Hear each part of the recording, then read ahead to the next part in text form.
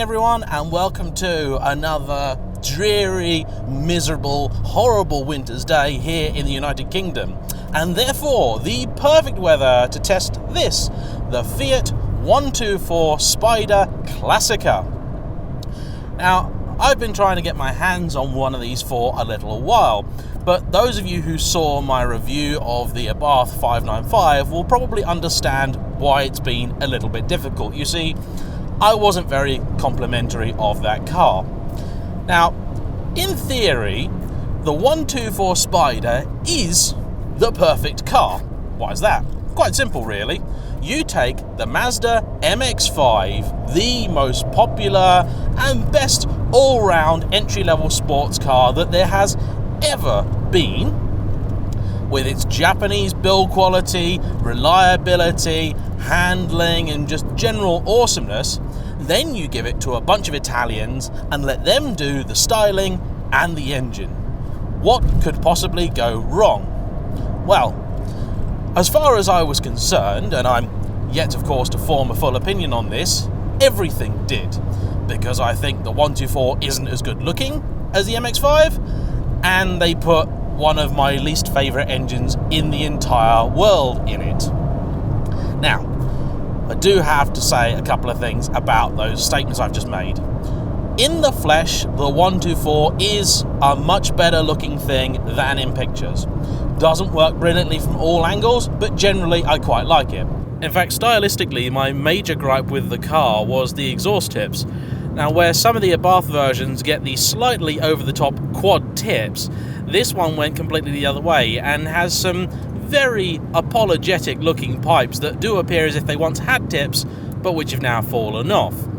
I think a lot of my issues have been with the fact that many of the pictures I've seen have been of the Abarth versions, many of which have a contrasting black bonnet, and it just looks, well, a bit naff, really. And this isn't quite the same engine as what I drove in the 595. You see, the 595 I drove was an entry-level one with a T-Jet engine and the little IHI turbo. This is a multi-air engine, which is slightly different. How it's slightly different? Google it, but it is different. And this has the Garrett turbo. Crucially, it also has a 6-speed manual box in place of the horrible little 5-speed unit that was used in the 595. The car has only 140 horsepower, but it's reasonably pokey. I mean, it is slightly confusing why you would have a little 1.4 turbo and then only let it have that much power. Now, in the States, this car has 160 horsepower, but here I think Fiat wanted some distance between it and the Abarth version. And again, if you're watching from across the pond, over here the Abarth version seems to be somewhat more distinct than in the USA. If you're watching in Europe, in America, Abarth is basically considered a trim level rather than a separate brand. Also interesting to note is the fact that at the time of filming, the Fiat 124 seems to have been discontinued. It's no longer on their website, and I'm not sure whether that's down to a lack of sales or the fact that people just seem to want the Abarth version, or I really don't know. And let's face it, it's an Italian car company. Nobody knows what they're going to be doing next, including them. However, from my first few miles in the car, I do have plenty of good things to say about it, and that really shouldn't come as a surprise because it is largely an MX-5, and the only MX-5 I have driven to date is the current 4th generation car. I didn't get to drive it with the revised higher revving engine. I drove it with the original 2-litre, and I really liked the car and the engine both. Now this, if Wikipedia is to be believed, has the gearbox from the 3rd generation NC MX-5, and that's fine because it's really, really nice. And unlike in the 595, the gear ratios are exactly where I'd like them to be. Having that extra 6 is really nice, and this gearbox is a delight. The engine actually spins up quite freely for a turbo unit. You can kind of downshift and heel and toe very easily, and shifting gear in this is an absolute delight. That view over the bonnet is also quite special. You've got all these kind of curves and creases and folds, and although it is a little bit desperately retro, and anyone that views this channel with any regularity will know how much I live to hate desperately retro things, well, the MX-5 always has been a fairly honest attempt at copying an old Lotus Elan. It always has been a retro copy, and so I'm going to give this car a bit of a free pass in that regard. This steering wheel, unlike the one in the 595, is an absolute joy to hold. Again, because it's probably not Italian, it's probably Japanese, and I really, really like it. Now let's talk a little bit more about this specific car. So this is the Classica, which is the entry-level model. And you can pick one of these up, or you could when they were selling them, for about the price of a Fiesta ST. Now, if you're just interested in outright speed, well, a Fiesta ST, even in standard form, is going to absolutely monster this. However, if your priority is just driving involvement, driving enjoyment, and, of course, the beautiful top-down experience you can have on most days of the year, I can see a lot of reasons for spending money on this. Now, the gentleman that owns this, a man by the name of Chuckles, uses this as his daily driver. And it's actually one of those few cars that works quite well as both a daily driver and a fun car. So if you can live with the fairly small boot, which I've filled with essentially a backpack and a soft sports bag type thing, and the fact it's only got 2 seats, well, it's pretty decent. It's actually fairly comfortable over these crappy broken British B roads. Yeah, I've tried saying that 10 times and that hasn't gone down very well. And it's also very economical. It recently did a very large trip and returned very good fuel economy. As with all things, of course, if you want to put your foot down, then fuel economy will suffer. But the good news is that if you're just driving gently, you will equally be rewarded with pretty pleasing MPG. And as this car's owner is relatively young, he's only about 20 or so, it's a good car on insurance, and it is a nice thing to look at. I mean, also, as you all know, I am a big fan of doing things a little bit differently, and so I take my hat off to anybody who goes with one of these over the very obvious sort of Fiesta, Corsa, Focus crowd, or even, I suppose you could say, like an Alfa Mito or something like that. It is a really delightful little car.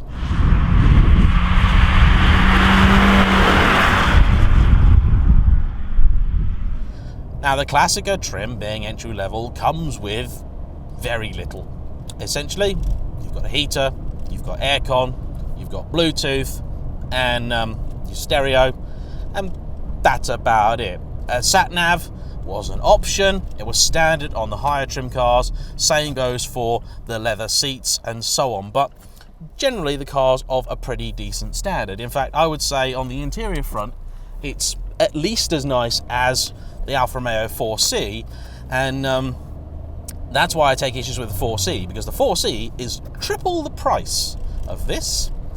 Now, it's definitely snug in here. There's certainly not a lot of room, and if you're especially tall, if you're well over 6 foot, I think you might have some issues. I know a few people did mention that the last time I drove an MX-5, and yeah, sitting in it, I do have room to put my seat back, but there's no room up there for me at all. But that's fine, because I think that adds to the feeling of specialness and, just how nice this car is. The last few days I've been mostly driving around some hatchbacks, and it's an utter joy to get back into a car that gets me as close to the road as this does.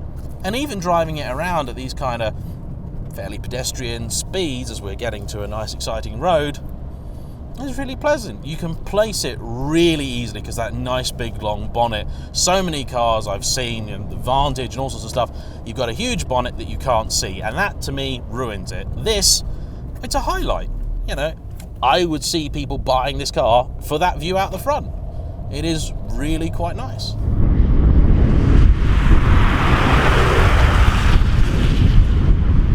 Our performance drivers will probably miss the slightly higher state of tune that you have in the Abarth versions, and also the limited slip differential that here is notable by its absence. This car's owner did once try and take this car to work in the snow, and it is an experience he wishes never to repeat. I can understand that. The car's pretty lightweight, weighing in at a real-world 1,100 kilos. This thing feels very solid, very well put together, and I would say has benefited greatly from the fact that it is manufactured in the very same place that the MX-5 is. They are put together on the same assembly line, and so this does feel like a Japanese product rather than a European one. Now, unfortunately, although this car has the Garrett turbo, which is used in the higher trim 595s and also the 695s, one of the benefits of that is supposed to be the fact that it revs out a bit better, but this car seems to have absolutely sweet FA interest in going beyond about 5,500 RPM. Yeah, it just gets to 5.5 and it slows right down and it wants you to change gear, which is a shame.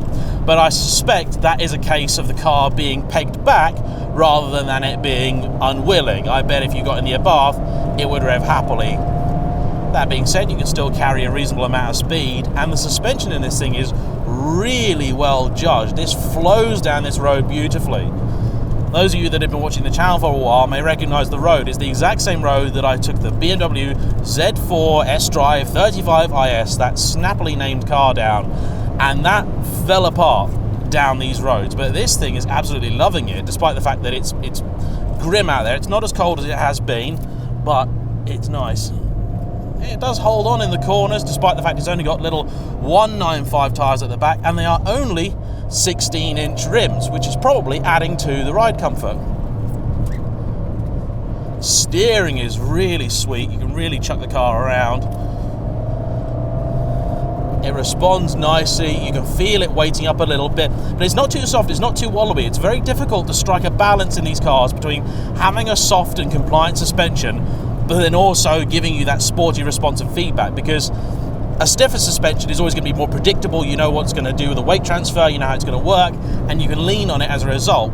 And when you've got a softer car, if you're trying to do a quick direction change, sometimes you can upset the entire car because you're trying to shift the weight from side to side, and if you've loaded up a soft suspension, it may get a little bit unhappy and get itself in a bit of a tangle. This, though, not at all. Again, it's that Japanese influence very clearly coming through. They've been doing this for a very long time, and they know exactly what they are doing.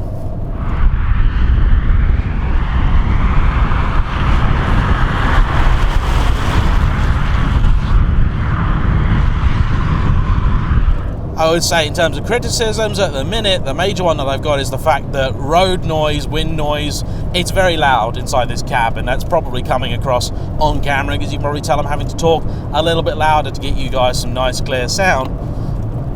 But in fairness, the last time I drove a Boxster, I can't recall it actually being that much better. The Boxster, of course, is much bigger, heavier, more expensive, and you would expect it to be a much plusher thing.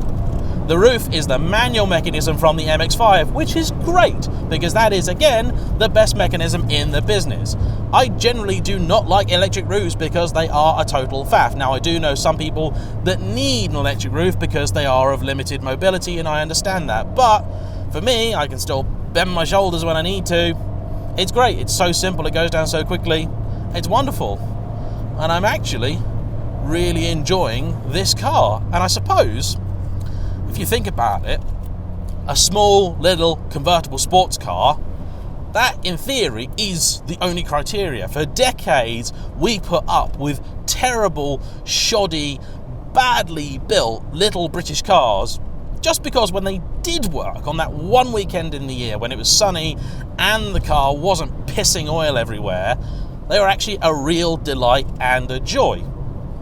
Fast forward about 40 years and it seems that we can now have a car which does put a smile even on this weathered old petrol head's face that's used to things with, you know, hundreds and hundreds of horsepower and all that kind of stuff. Well, this is one of my favorite roads, and I've driven down here in cars with 600 horsepower, and this thing is just as enjoyable as any of those. And frankly, so it bloody should be, because if this car is anything it should be fun to drive, and I am pleased to report that it is.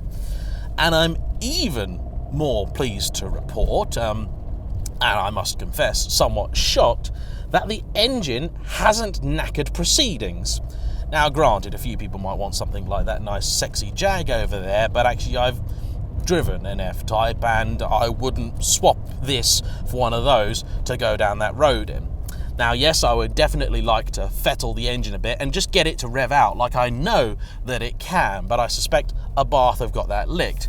Now, the simple reason that this car's owner bought this one over in Abarth was the fact that Abarth wanted about another 10 grand. And for what Chuckles needed, this did absolutely everything. And fair play to him for buying it, and thanks to him for bringing it down.